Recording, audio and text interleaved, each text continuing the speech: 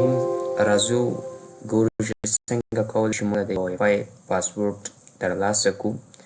یعنې په عامه اصطلاح کې موږ ویلی شو څنګه یو وای فای موږ هیک کولی شو. هیک کول نو مطلب دا دی چې څنګه د هغه پاسورډ موږ ګیټ کولی شو. نو دا به صرف په ډیسکټاپ او په لیپټاپ کې موږ کولی شو. صحیح شو.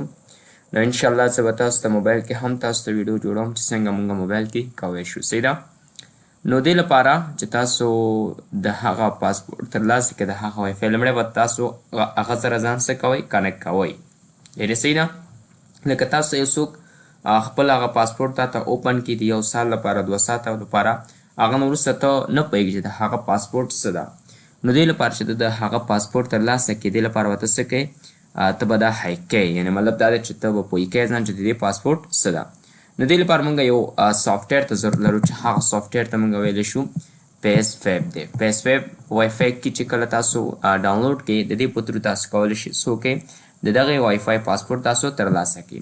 نو دې لپاره به تاسو هېڅ مشکل نه لرئ. تاسو به کروم ته راشئ او دلته به تاسو ورته رایټ کړئ. څه به رایټ کړئ ولیکئ چې PS Fab کی. نو چې کله دلته رایټ کړئ او انټر کړئ نو دلته به تاسو سره دغه لومړی سایډ به تاسو راشي. لومړی سایډ باندې به تاسو کلیک کوئ او کلیک نه وروسته تاسو سره بل انټرفیس خلاصیږي. تاسو بس جست اونلی فری ټرایل باندې به تاسو کوئ کلیک به کوئ. نو ما سره آلریډي شته نو زه یې نه کوم. نو تاسو به کله چې اوپن کړل اوپن کولو نه وروسته به تاسو کوئ دغه PS Fab باندې به تاسو څه وکړئ کلیک وکړئ. نو چې کله تاسو سره څه شي یس باندې به کلیک کوئ تاسو سره څه کېږي انسټالیشن شروع کېږي. صحیح شو. یعنې دا به تاسو سره څه کېږي اوپن کېږي. نو ګورئ موږ سره فلمحال یو وای فای سره څه کنیکټ شوی یم چې هغه هم وای فای دی پاسپورټ یې موږ سره دغه دی. صحیح شو.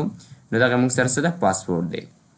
نو په دې طریقه تاسو کولی شئ د کوم وای فای چې تاسو غواړئ د هغه پاسپورټ والی یعنې هایک یې کړئ. په دې طریقه تاسو کولی شئ. نو امید لرم چې تاسو سم زده کړي د دغې ویډیو څخه. نو زموږ چینل سبسکرایب کړئ د بیل آیکن کېکاږئ. ډېره زیاته مننه.